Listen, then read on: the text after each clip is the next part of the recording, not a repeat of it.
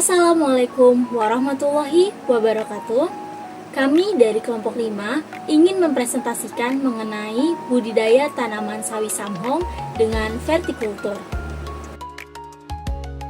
Perkenalkan, nama saya Fani Angelika dengan nomor NIM 121241074. Perkenalkan, saya Sefira Kurniawati dengan NIM 121241081. Saya Putri Nadria dengan NIM 121241091. Perkenalkan, nama saya Karisma Triatmanjani dengan NIM 121241092. Sebelum memulai usaha budidaya, kita perlu tahu apa itu tanaman sawi samhong. Sawi samhong adalah varietas sawi yang memiliki daun lebar, berkeriting, dan batangnya itu berwarna putih. Tanaman ini dikenal dengan pertumbuhan yang sangat cepat dan memiliki nilai gizi yang sangat lengkap, seperti protein, karbohidrat, vitamin A, B, dan C, kalsium, dan zat besi, sehingga sangatlah bermanfaat bagi kesehatan tubuh saat kita konsumsinya. Sawi samhong juga dikenal dengan tekstur daun yang sangat renyah dan rasa yang disukai para konsumen, menjadikannya komoditas sayuran yang potensial untuk dikembangkan.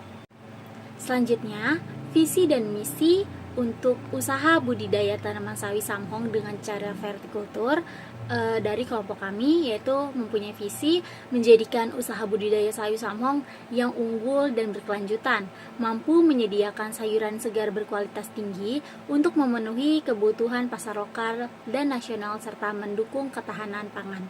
Misinya, melaksanakan budidaya sawi samhong dengan teknologi vertikultur yang efisien dan ramah lingkungan, lalu ada mengoptimalkan sumber daya alam dan tenaga kerja secara berkelanjutan, lalu ada meningkatkan kualitas dan kuantitas produksi untuk memenuhi permintaan pasar, dan yang terakhir membangun jaringan pemasaran yang luas dan terpercaya.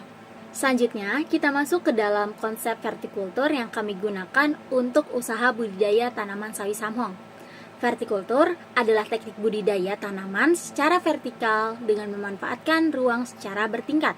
Nah, sistem ini sangatlah efektif untuk mengatasi keterbatasan lahan, terutama di area perkotaan atau perkarangan rumah yang sempit.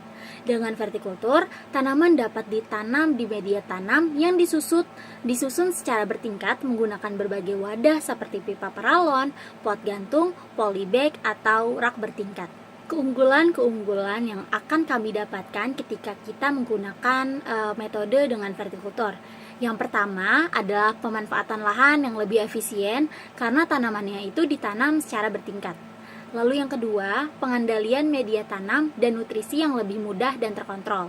Yang ketiga, memudahkan perawatan dan panen karena tanaman berada pada ketinggian yang ergonomis. Yang keempat, mendukung pertanian ramah lingkungan dengan penggunaan pupuk organik dan pengendalian hama yang lebih alami. Di sini saya akan menjelaskan poin ketiga, analis potensi bisnis budidaya sawi samhong vertikultur. Analis pasar dan permintaan sawi samhong. Ini sawi samhong itu merupakan salah satu jenis sayuran yang populer dan banyak dikonsumsi di Indonesia, terutama di perkotaan. Permintaan terhadap sawi samhong cenderung stabil sepanjang tahun karena merupakan bahan baku dalam berbagai masakan. Potensi pasar sawi samhong cukup besar, baik di pasar tradisional, supermarket, restoran, maupun rumah tangga. Nah, ini untuk estimasi modal awal dan biaya operasional. Modal awal, di mana pembuatan instalasi vertikultur, yaitu meliputi rak, pipa, dan pot sebesar Rp500.000 sampai Rp1.500.000. Ini tergantung skala dan bahan. Terus untuk peralatan tambahan kayak sprayer, alat ukur pH itu di mana perkiraan di Rp100.000 sampai di Rp300.000. Terus juga ada biaya operasional per siklus. Benih sawi samhong sebesar Rp25.000. Media tanam yaitu ada tanah, kompos, sekam sebesar Rp50.000. Yang ketiga ada pupuk dan nutrisi sebesar Rp30.000.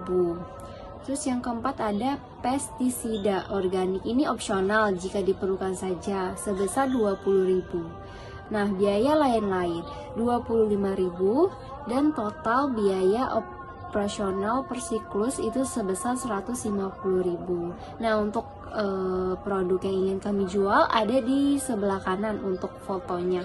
Kalian bisa lihat ya. Nah, untuk ini proyeksi pendapatan dan keuntungan. Contohnya ini produksi. Yang pertama, jumlah tanaman per instalasi itu 50 sampai 100 tanaman. Terus untuk hasil panen tanaman itu 0,3 sampai 0,5 kg. Yang ketiga ada total hasil panen per siklus, di mana ini sebesar 15 sampai 50 kg. Nah, untuk pendapatan ini harga jual sawi samhong itu 10.000 sampai 20.000 per kilogram, dan total pendapatan per siklus itu 150.000 sampai 1 juta rupiah. Nah, untuk keuntungannya ini kita hitung keuntungan per siklus, di mana total pendapatan dikurangi total biaya operasional. Contoh, kita memakai 500.000 rupiah dikurangi dengan 150.000 rupiah, hasilnya di 350.000 rupiah. Nah, untuk yang keempat, ini persiapan dan implementasi budaya. Yang pertama, kita masuki persiapan media dan wadah. Gunakan media tanam cukup tanah, kompos, dan sekam. Bakar dengan perbandingan 1:1:1 untuk kesuburan dan kelembapan optimal. Wadah vertikal umum berupa pipa paralon panjang 1,5 meter yang dilubangi bertingkat dengan jarak antar lubang 25 cm. Dipasang tegak dengan penyangga. Alternatif lain adalah pot gantung atau rak bertingkat. Yang kedua, penyemaian bibit. Semai benih sawi yang berkualitas, biji tenggelam saat direndam. Di media semai selama 7-10 hari hingga tumbuh 2-3 daun. Simpan rutin dan simpan di tempat yang teduh. Yang ketiga, penanaman bibit. Pindahkan bibit ke media vertikal dengan hati-hati agar akar tidak rusak.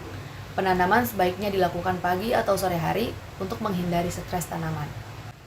Yang keempat, perawatan tanaman. Lakukan penyiraman teratur agar media tetap lembab tapi tidak tergenang. Beri pupuk organik seperti pupuk kandang atau cair. Kendalikan hama dan penyakit secara alami, serta pangkas daun yang rusak untuk menjaga kesehatan tanaman. Yang kelima, panen. Panen sawi samhong setelah 25-30 hari ketika tanaman memiliki 6-8 helai daun. Potong batang dengan hati-hati agar tanaman bisa tumbuh kembali, atau panen seluruhnya jika ingin menanam baru.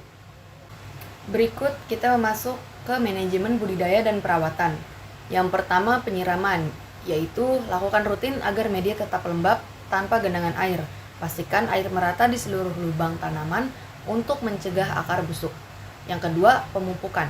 Gunakan pupuk organik seperti pupuk kandang atau pupuk cair secara berkala setiap 7-10 hari untuk menjaga kesuburan dan mendukung pertumbuhan. Yang ketiga, pengendalian hama dan penyakit.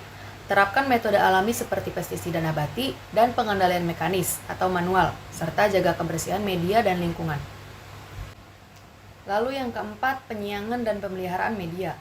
Bersihkan gulma secara rutin agar tidak bersaing dengan tanaman, dan aduk media tanam agar tetap gembur dan aerasi terjaga. Yang kelima, pemangkasan. Pangkas daun yang menguning atau rusak untuk menjaga kesehatan tanaman dan mencegah penyebaran penyakit. Yang keenam, panen. Panen saat tanaman berumur 25-30 hari dengan 6-8 helai daun. Potong batang hati-hati agar tanaman bisa tumbuh kembali, atau panen seluruhnya jika ingin menanam baru. Selanjutnya akan dilanjutkan oleh rekan saya. Selanjutnya, materi 6, strategi pemasaran dan pengembangan usaha.